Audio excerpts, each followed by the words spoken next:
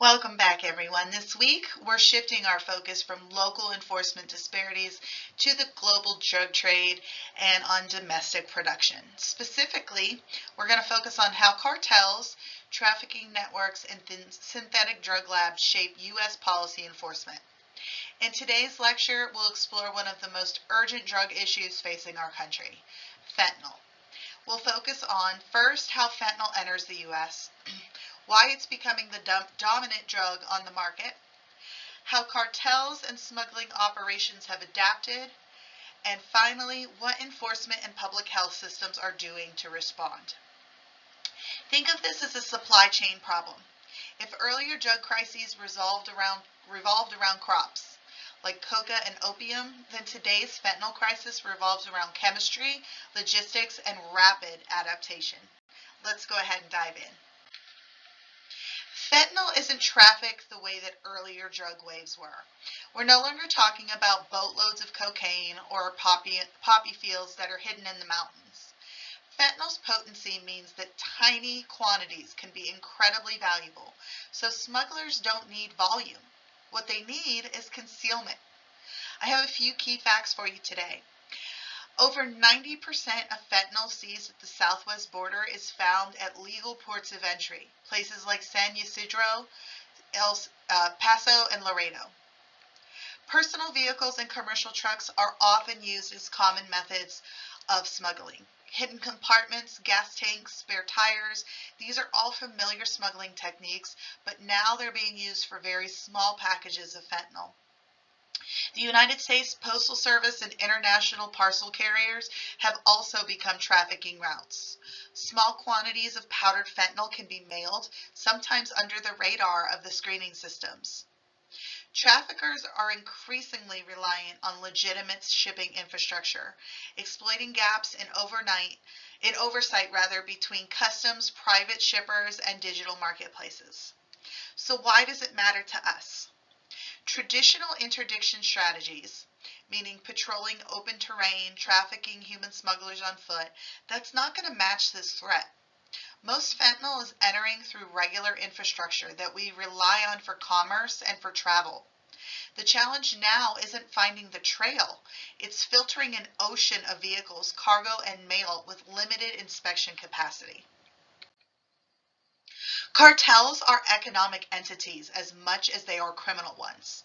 Their shift towards fentanyl reflects classic supply chain logic.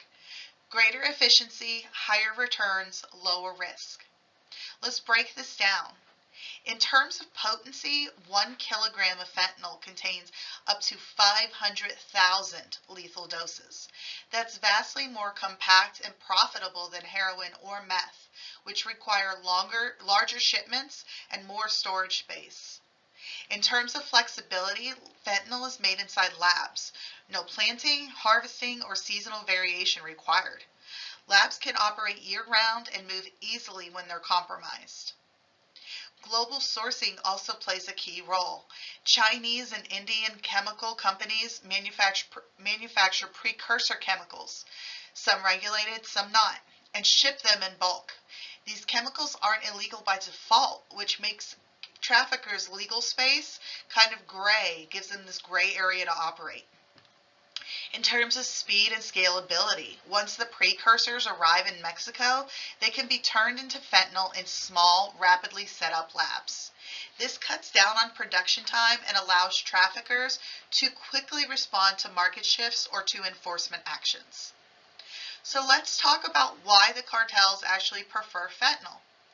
Unlike heroin, which depends on poppy cultivation and long trafficking routes, fentanyl is compact and adaptable.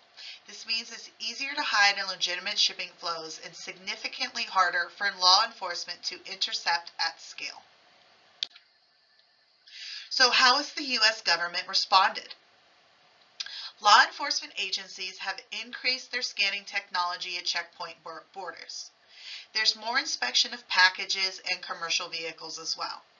There are task forces that are focused on the precursor chemicals, and there's cooperation with international partners as well. But there are limits. Border agents can't scan or search every single vehicle or parcel. There's just way too much volume at this point. Many of the precursor chemicals are technically legal until combined, so there's not much we can do.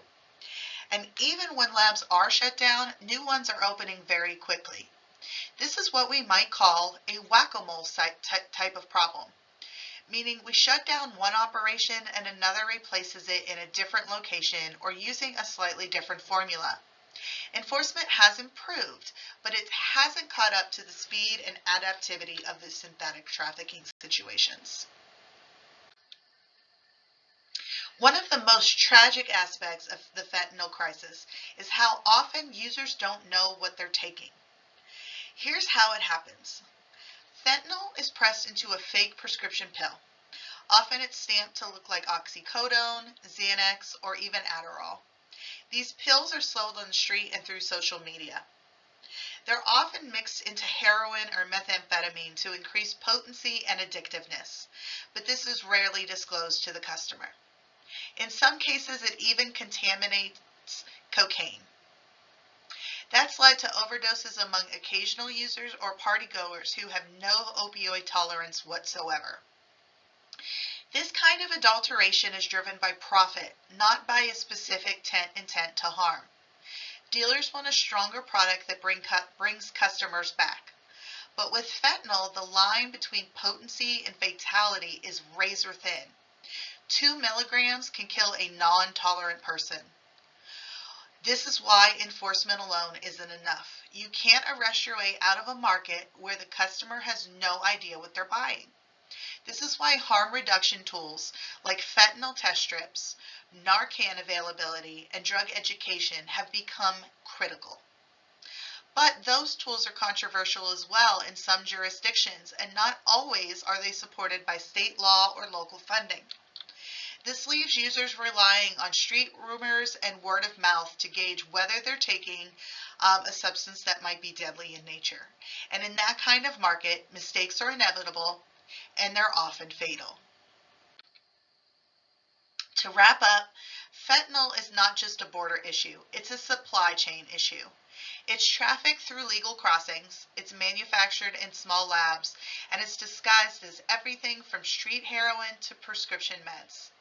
It's small, it's cheap, it's powerful, and it's adaptable. And that makes it very hard to stop. As policymakers, law enforcement, and public health professionals work to respond, they face tough questions. How do you intercept a drug that comes in envelopes? Can international cooperation slow the flow of the precursor drugs? Should enforcement focus on seizure or on the treatment and harm reduction tools? These are all open questions and we'll continue discussing them throughout this week.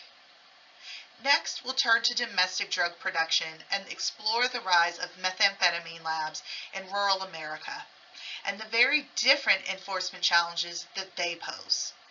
Thank you all once again for your time and attention during this lecture, and I will see you next time for the next one. Thank you and have a great day.